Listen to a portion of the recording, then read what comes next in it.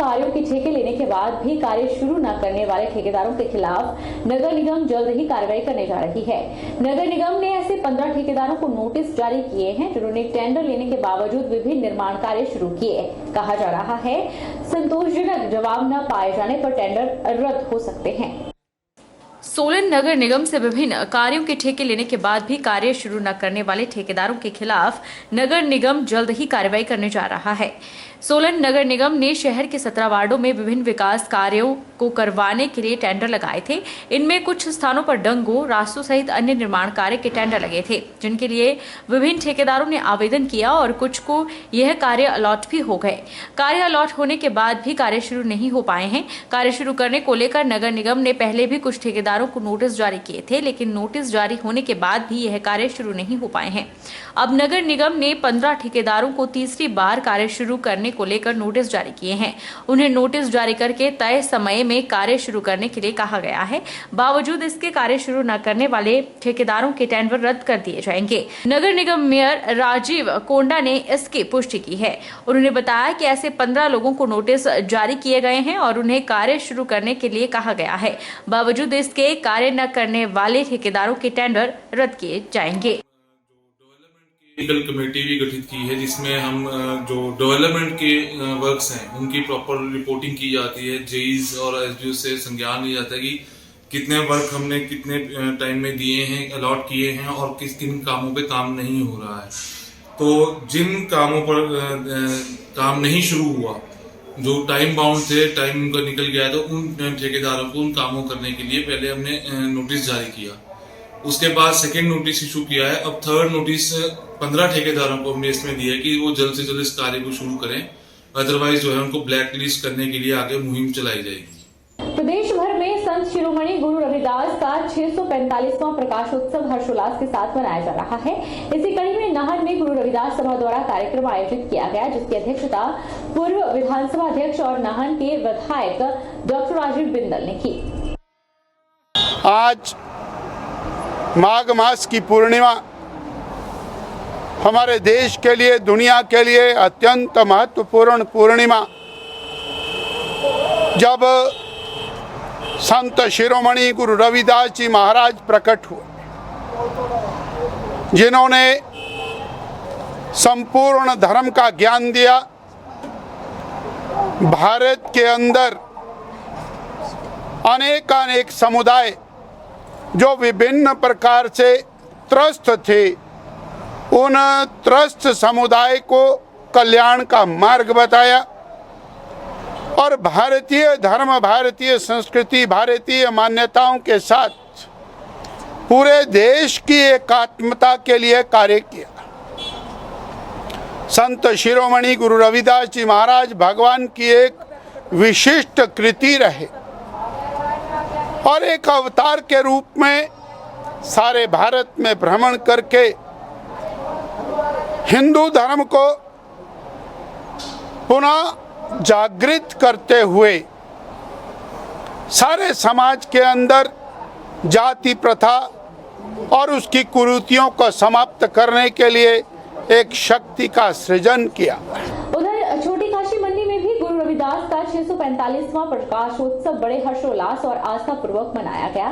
इस अवसर पर गुरु रविदास पंचायत कमेटी मंडी के द्वारा प्रकाशोत्सव की पूर्व संध्या पर नगर कीर्तन निकाला गया, जिसमें भारी संख्या में श्रद्धालुओं ने शिरकत की। श्री गुरु रविदास की 645वें प्रकाशोत्सव के मौके पर छोटी काशी मंडी में श्रद्धालुओं में खासा उत्साह देखने को मिला। भारी संख्या में श्रद्धालुओं ने मंडी स्थित श्री गुरु रविदास गुरुद्वारा परिसर में पहुंचकर गुरु ग्रंथ साहिब के दर्शन किए और उनका आशीर्वाद ग्रहण किया। प्रकाशोत्सव की पूर्व संध्या पर गुरु रविदास पंचायत कमेटी मंडी के द्वारा भव्य नगर कीर्तन का आयोजन किया गया, जिसमें भारी संख्या में श्रद्धालुओं ने शिरकत की। वहीं प्रकाशोत्सव के मौके पर गुरुद्वारा परिसर में झंडा रस्म अदा की गई और श्रद्धालुओं ने भजनों और कीर्तनों के माध्यम से श्री गुरु रविदास की स्तुति की।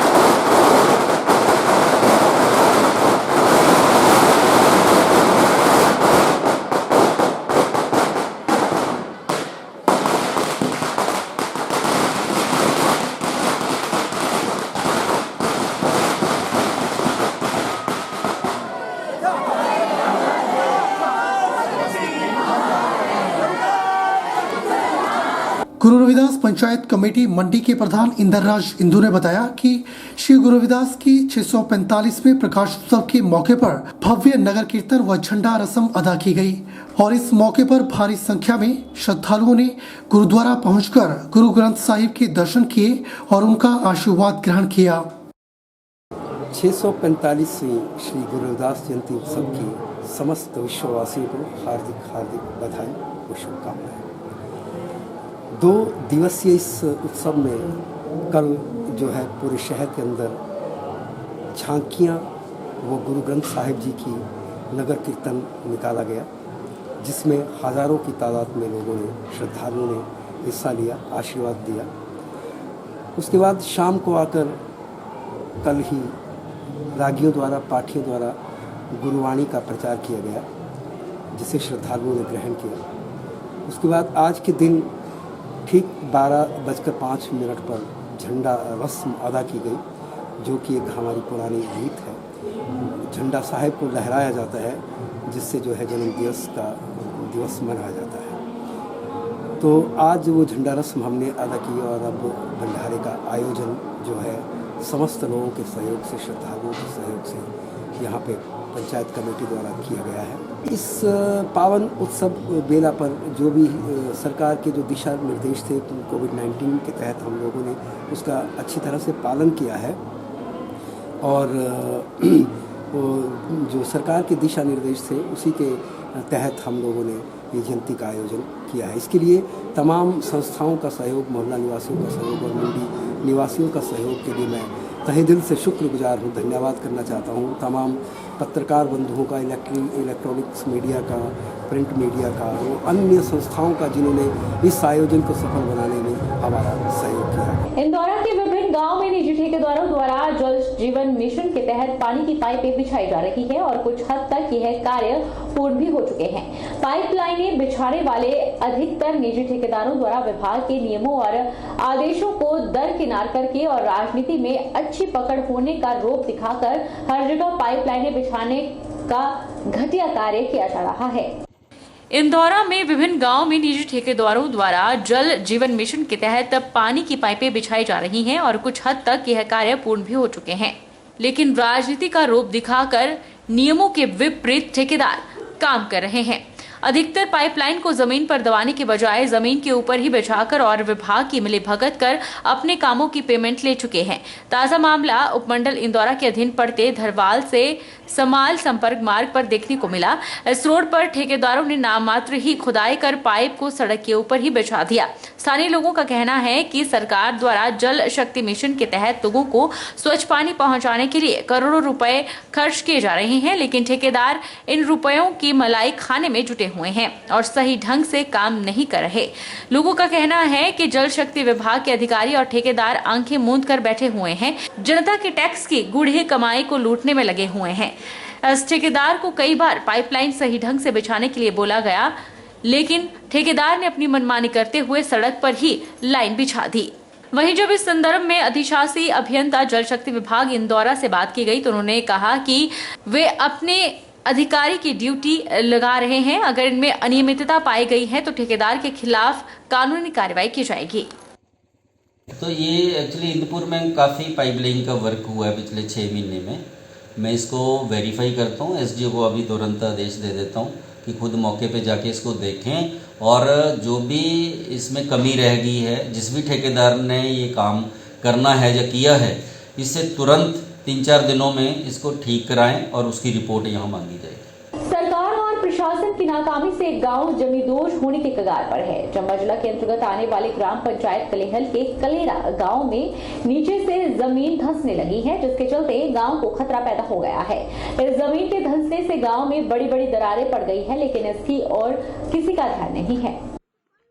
चंबा जिला के ग्राम पंचायत कलेहल के कलेरा गांव के नीचे से जमीन धंसने लगी है। कई बार गांव के लोग प्रशासन से मदद की गुहार लगा चुके हैं, लेकिन प्रशासन मूक दर्शक बना हुआ है। अगर थोड़ी सी बारिश होती है तो गांव में बड़ा हादसा देखने को मिल सकता है। लोगों ने सरकार और जिला प्रशासन से मांग करते हुए कहा है कि उनके गांव को बचाया जाए और गांव के नीचे से कंक्रीट वर्क का कार्य शुरू करवाया जाए ताकि गांव में लोगों की मुश्किलात कम हो सके। कलेरा गांव के लोगों का कहना है कि उनके गांव में लगातार जमीन धंसने से गांव में बड़ी बड़ी दरारें पड़ी हुई हैं, जिसके चलते गांव टूटने की कगार पर पहुंच गया है। कई बार प्रशासन से मांग भी की गई लेकिन कोई असर नहीं हुआ।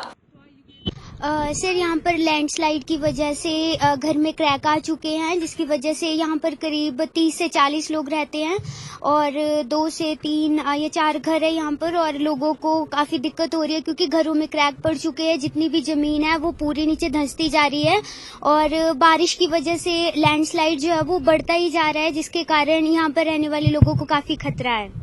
सर, हमारे कलेरा गाँव में स्लाइडिंग हो रही है, इससे हमारे घरों को भी क्रैक पहुँच चुके हैं। तो सर, जल्द से जल्द हमारे गांव को पक्के डंगे लगाए जाए, इससे ये खतरे रुके। यहाँ पे काफी सारे लोग रहते हैं, परेशानियों का सामना करना पड़ रहा है। Mid day meal worker union Tissa की बैठक नकरोड में संपन्न हुई। Mid day meal worker union आने वाले 20 फरवरी को होने जा रही देशव्यापी हड़ताल में भाग लेगी और प्रदर्शन करेगी। यूनियन सरकार को चेता रही है कि अगर सरकार इस तरह से अनदेखी करती रही तो इसका खामियाजा सरकार को भुगतना पड़ेगा। Mid day meal worker union Tissa की बैठक नकरोड में संपन्न हुई। बैठक में सीटू जिला अध्यक्ष नरेंद्र ने कहा कि सरकार मिड डे मील वर्कर की अनदेखी कर रही है। मिड डे मील वर्कर का वेतन मात्र 2,600 रुपए है, जो कि न्यूनतम वेतन से कम है। 86 रुपए दिहाड़ी देकर सरकार मिड डे मील वर्कर को शर्मिंदा कर रही है। इतने रुपए में परिवार चलाना मुश्किल है। दूसरी स्कीम वर्कर के वेतन में हर वर्ष बढ़ोतरी हो रही है, लेकिन मिड डे मील वर्कर की तरफ कोई ध्यान नहीं दिया जा रहा। मनरेगा में भी लोग 200 रुपए दिहाड़ी लेते हैं। मिड डे मील वर्कर को सिर्फ 10 महीने का वेतन मिलता है, जबकि ये सुप्रीम कोर्ट और हाई कोर्ट के निर्णय की अवमानना है। मिड डे मील वर्कर मांग करता है कि मात्र जो है 10 महीने की सैलरी ही जो मिड डे मील वर्कर है उनको दी जाती है, और जो सरकार इतना अनदेखा कर रही है कि जब यूनियन ने लड़ाई लड़के जो है कोर्ट से ये फैसला करवाया था कि हमें भी 12 महीने की सैलरी जो है मिलनी चाहिए, हम लोग भी जो है इसी जो है इंस्टीट्यूशन के जो है कर्मचारी हैं, लेकिन जो सरकार बिल्कुल ही जो है आनाकानी कर रही है, बिल्कुल जो है अभी गूंगी बनी हुई है। तो इसके खिलाफ जो है जो आंगनबाड़ी वर्कर भी लड़ाई लड़ रहे हैं, आशा वर्कर भी लड़ाई लड़ रहे हैं अपनी सैलरी को लेकर, और मिड डे मील भी जो है पूरे देश के अंदर ये संगठित हो रहा है। चंबा के अंदर भी, हिमाचल के अंदर भी जो है लोग संगठित हो रहे हैं कि इस तरह का जो भेदभाव है, ये जो शोषण चला हुआ है मिड डे मील वर्कर के साथ, वो नहीं होना चाहिए। देश में जहां शादियों में तमाम तरह के तामझाम किए जाते हैं और पानी की तरह पैसे बहाए जाते हैं, इसके बिल्कुल उलट एक शादी हिमाचल प्रदेश के जिला चंबा में देखने को मिली है। यहां महज 17 मिनट की गुरबाणी के दौरान शादी संपन्न हो गई। यह रमेणी दहेज रहित बिल्कुल हटकर थी। इसमें किसी प्रकार का कोई भी तामझाम नहीं था। यह शादी पूर्ण तरह से दहेज रहित हुई। न तो वर पक्ष के लोगों की तरफ से दहेज की मांग की गई और न ही वधु पक्ष की तरफ से किसी प्रकार का दहेज दिया गया। हर तरफ इस दहेज रहित शादी की खूब चर्चा हो रही है।